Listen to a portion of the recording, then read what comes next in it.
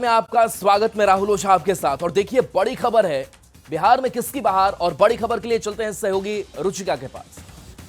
बिल्कुल राहुल, तो देखिए इस वक्त की आपको बड़ी खबर बताए, जहां महागठबंधन में इस वक्त सीटों को लेकर के खींचतान जारी है। इस वक्त आरजेडी के रवैये से कांग्रेस नाराज है। बता दें आपको कि कांग्रेस ने राजेश राम को सिंबल दिया। आरजेडी ने भी इस सीट पर अपना कैंडिडेट उतारने का फैसला लिया है। आरजेडी के उम्मीदवार पूर्व मंत्री सुरेश पासवान ने लालटेन सिंबल पर चुनाव लड़ने का ऐलान किया है। वहीं पूर्व मंत्री सुरेश पासवान 20 अक्टूबर को पर्चा दाखिल करेंगे। तो इस वक्त की आपको बड़ी खबर बताएं, जहां महागठबंधन में कई दिनों से सीट बंटवारे को लेकर के खींचतान जारी है, जो अभी भी चल रही है।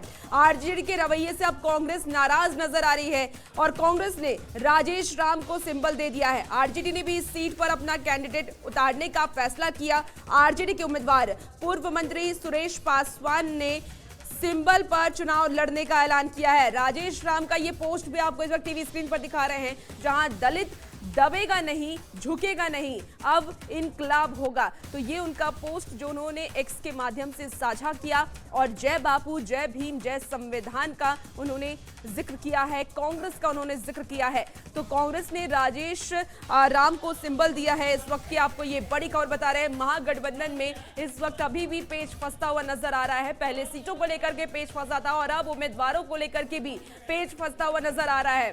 अब आरजेडी के रवैये से, और कल राजेश राम ने क्या कुछ कहा था, सबसे पहले आपको वो सुनाते हैं। का जहाँ तक मामला है, अभी उस पर बहुत ही प्रक्रियाधीन है। कई सीटों पर क्रॉस डिमांड्स है और क्रॉस डिमांड्स में 6 पार्टी हैं, 6 का अपना अपना ग्रीवांसेस होता है। सारे निर्णयों का अधिकार कोऑर्डिनेशन कमेटी के चेयरमैन के हाथ में है और ये कोऑर्डिनेशन कमेटी के चेयरमैन जो फैसला लेंगे, गेंद उनके पाले में है और गेंद जिधर देंगे हम लोग उसको मानने के तैयार हैं। और संजय हमारे साथ न्यूज 18 संवाददाता औरंगाबाद से जुड़े हैं। संजय, ये आज की बात नहीं है, बहुत पहले ये खबर आई थी कि इन सीटों पर आरजेडी और कांग्रेस सामने सामने आ जाएगी और ठीक ऐसा ही कुछ हो रहा है। लेकिन सवाल यही उठ रहा है कि कांग्रेस के प्रदेश अध्यक्ष राजेश राम, और कह सकते हैं कि बिहार के बड़े चेहरे और नेतृत्व, लेकिन उनको ये उनके सामने टिकट देना आरजेडी का, ये कहीं ना कहीं बड़ा सवाल खड़ा कर रहा है। हम जुड़ेंगे आपसे, लेकिन देखिए ये आपको पोस्ट भी साथ साथ दिखा रहे हैं और इसकी जो कहानी है वो काफी पहले से, महीनों पहले से शुरू हो गई थी।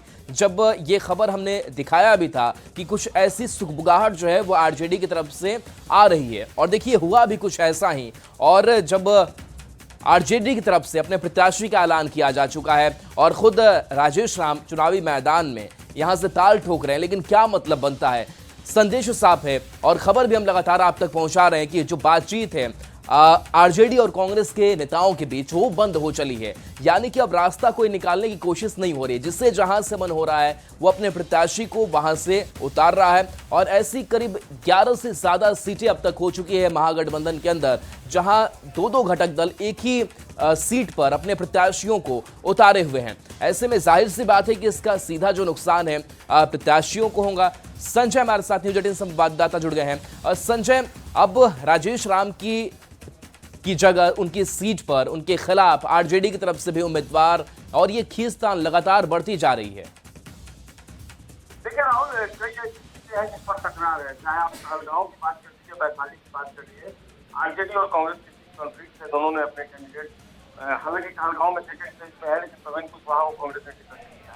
सबसे बड़ी बात कांग्रेस के प्रदेश अध्यक्ष राजेश राम की है, जहाँ 20 अक्टूबर कल आखिरी दिन है और वो नॉमिनेशन करने जा रहे हैं। खबर ये आई है जो आरजेडी है उसने वहां से पुलिस पासवान को उतारने का फैसला किया।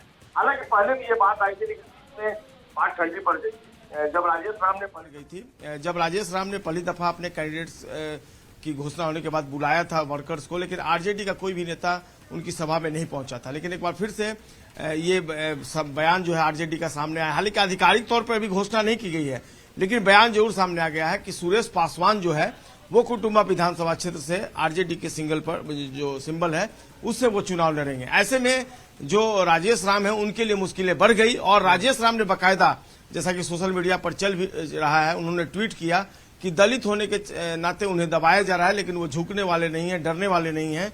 और फिर उन्होंने अपने कांग्रेस की दुहाई दी और तमाम तरह के संदेश जो है वो कन्वे करने की कोशिश की है। तो निश्चित तौर पर राजेश राम ने कल आखिरी दिन घोषणा की है नॉमिनेशन की, तो सुरेश पासवान की भी बात सामने आई है। और ऐसे में महागठबंधन अजीबोगरीब राजनीति के दौर से गुजर रहा है, खासकर जब से राजेश राम की चर्चा हो गई है कुटुंबा को लेकर और सुरेश पासवान की। तो देखना होगा अब इस मामले में क्या कोई समाधान जो है, कोई हल जो है वो निकल कर सामने। कांग्रेस ने जानबूझकर आरजेडी पर दबाव बनाने की रणनीति अपना ली है? देखिए, निश्चित तौर पर जिस तरीके से कई सीटों पर दोस्ताना संघर्ष की बात कही जा रही है, वैसे में आरजेडी प्रेशर टैक्टिक्स अपना सकती है और अपना रही है, इस बात से इंकार नहीं किया सकता। लेकिन कल का दिन बेहद महत्वपूर्ण है। क्या वाकई में सुरेश पासवान पहुंच जाएंगे कुटुंबा विधानसभा क्षेत्र से नॉमिनेशन करने?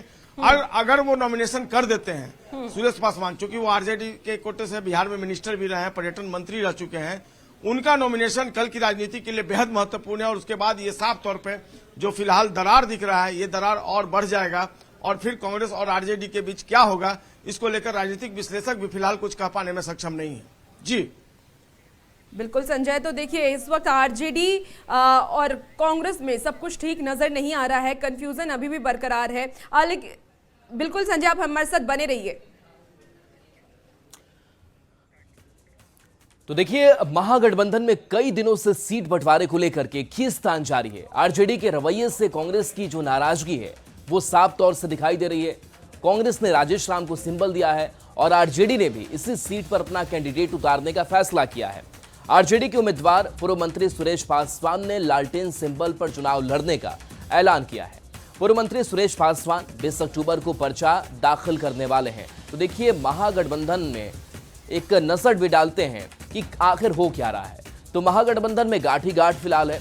आरजेडी कांग्रेस के बीच लगातार जो तनातनी है वो बढ़ती जा रही है। सीटों के मुद्दे पर बातचीत बंद है। आरजेडी के रवैये से कांग्रेस की नाराजगी साफ है। राजेश राम की सीट पर ही संग्राम मचा हुआ है। कुटुंबा सीट पर आरजेडी भी उम्मीदवार उतार रहा है और सीटों का फॉर्मूला अब तक महागठबंधन में तय नहीं है। सीटों की संख्या का खुलासा भी नहीं ये लोग कर रहे हैं और चुनाव से पहले जेएमएम ने भी साथ छोड़ दिया।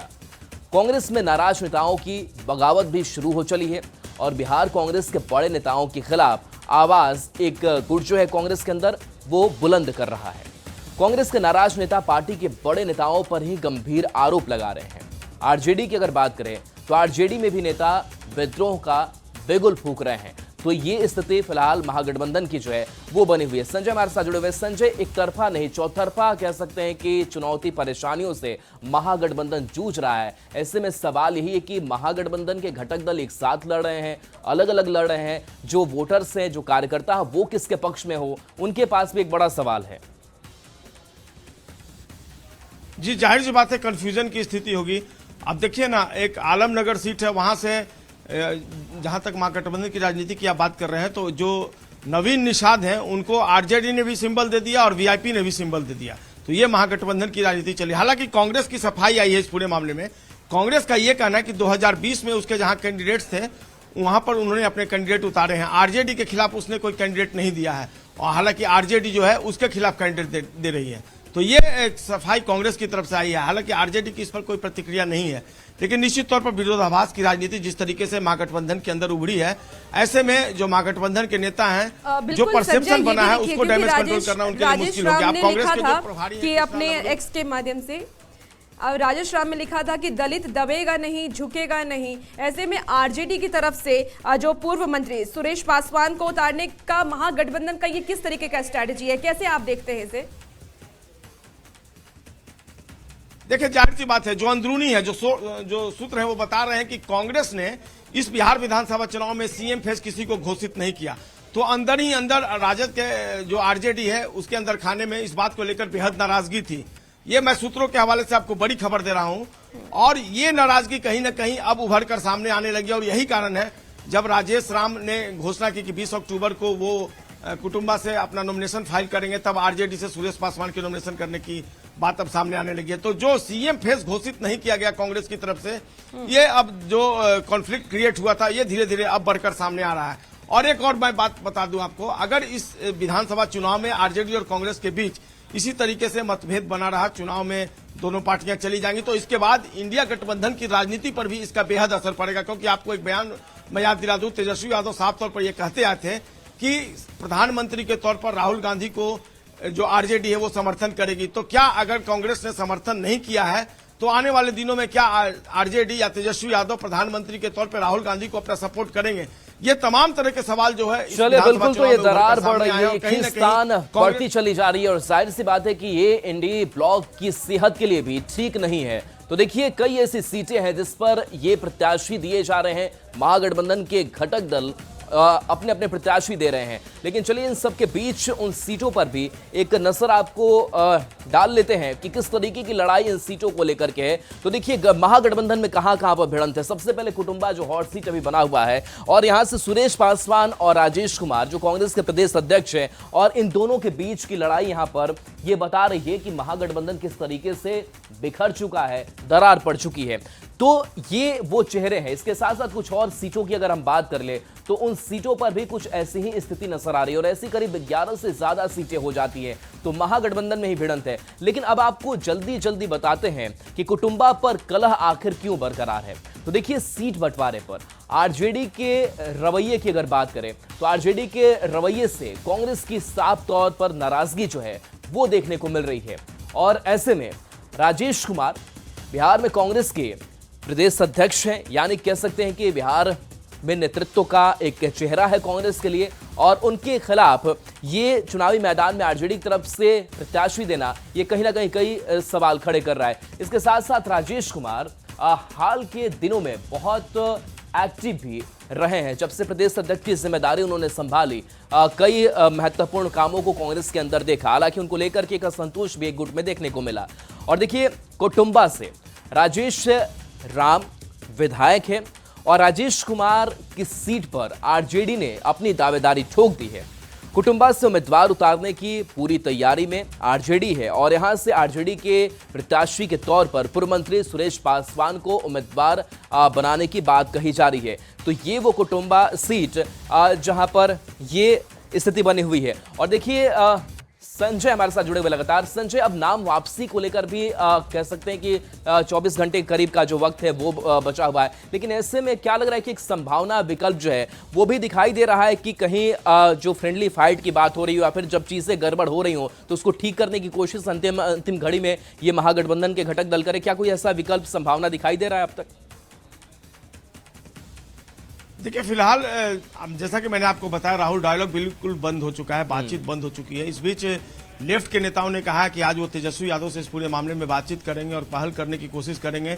लेकिन जो रवैया है पार्टियों का, वैसे में उन्हें भी संभावना कम दिख रही है। तो देखना होगा। नॉमिनेशन तो कर दिया गया है, लेकिन नाम वापस लेने की आखिरी तारीख तक क्या कुछ पैचअप हो पाता है, क्या कुछ स्थितियां जो है वो सुधर पाती हैं। अगर नहीं होगी तो फिर इसी तरीके से फ्रेंडली फाइट तो कुछ नहीं होता। या जो पार्टियां एक दूसरे के खिलाफ लड़ रही हैं, फ्रेंडली फाइट वो मान रही है, मान रही है कि सीधे मुकाबला होगा। तो ऐसे में महागठबंधन बिहार में कहां बचे?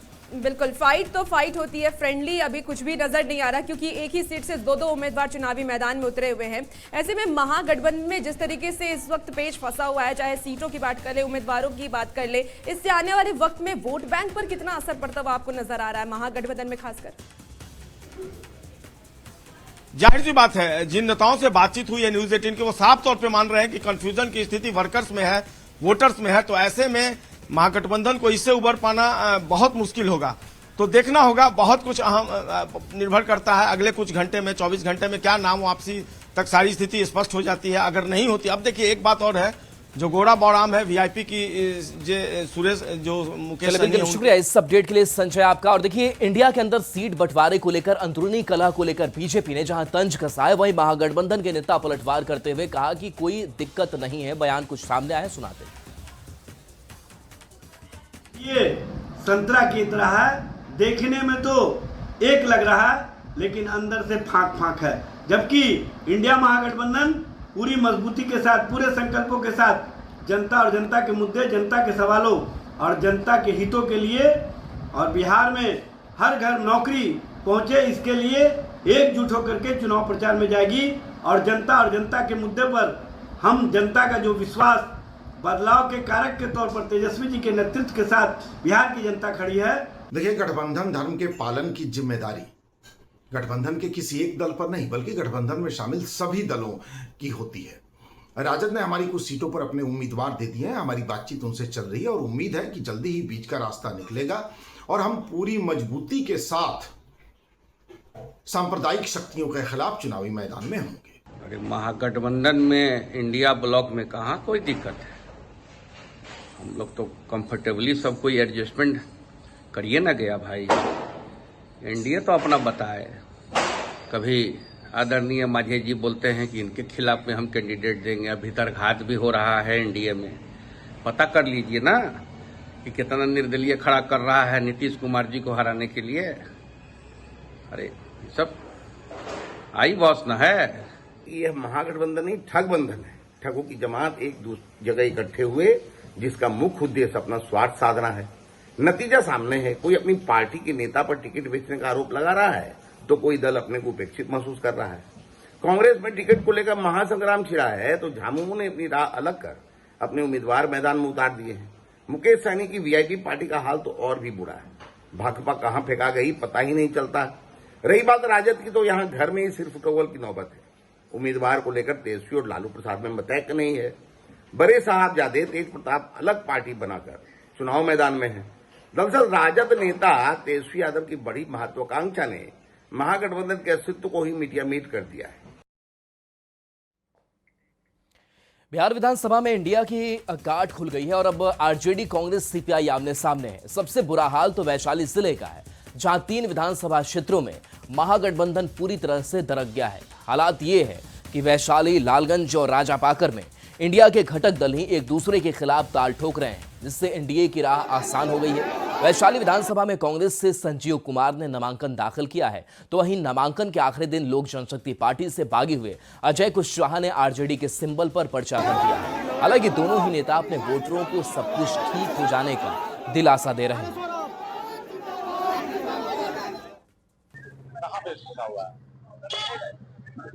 आपके क्षेत्र में कांग्रेस की कैंडिडेट उतारी है। नहीं, ये देखिए, ये पार्टियों का मैटर है। पार्टी कैसे कहाँ क्या कर रही है, पार्टियों के बारे में हम दूसरी पार्टियों के बारे में तो कुछ कह नहीं सकते। हम राष्ट्रीय जनता दल की तरफ से उम्मीदवार हैं और आज स्क्रूटनी था, उस स्क्रूटनी में हम लोग सफल हुए। मुझे लगता है कि बहुत जल्दी इस पर कोई सकारात्मक फैसला आ जाएगा। महागठबंधन के सभी दलों के द्वारा आज से कल तक इस पर कोई सकारात्मक एक पहल करते हुए कोई इसका रास्ता निकाल लिया जाएगा। आज हमारे यहाँ राष्ट्रीय भारतीय कांग्रेस के नेताओं की एक मीटिंग है। महागठबंधन में अभी भी पता हुआ है, क्या कहेंगे? ये उनकी बात है, आप उनसे पूछें। हमारे गठबंधन में एनडीए में कहीं कोई पेच नहीं है। हम लोग एनडीए एकजुट है और मजबूती से हम लोग ये चुनाव जीतेंगे। और आप सबों को दिवाली की शुभकामनाएं। अब आपको बताते हैं कि कौन कौन सी सीट पर महागठबंधन के कैंडिडेट आमने सामने हैं। तो सबसे पहले अगर कुटुंबा की अगर बात करें तो यहां से आरजेडी के पूर्व मंत्री सुरेश पासवान को मैदान में उतारने की तैयारी है, जबकि कुटुंबा से कांग्रेस के प्रदेश अध्यक्ष राजेश कुमार राम विधायक हैं। वैशाली की अगर बात करें तो आरजेडी से अजय कुशवाहा और कांग्रेस से संजीव कुमार चुनावी मैदान में है। तो लालगंज से आरजेडी से शिवानी शुक्ला के सामने कांग्रेस के आदित्य राजा हैं। कहलगांव सीट की अगर बात करें तो यहां से आरजेडी के रजनीश यादव के सामने कांग्रेस के ने प्रवीण कुशवाहा को उतारा है। तो वारसलीगंज से आरजेडी की अनीता देवी बनाम कांग्रेस की मंटन सिंह को लेकर के लड़ाई है। तारापुर से आरजेडी से अरुण शाह और वीआईपी से सकल देवबिंद, और ये सारे नाम सामने आए हैं। चलिए बढ़ेंगे आगे बात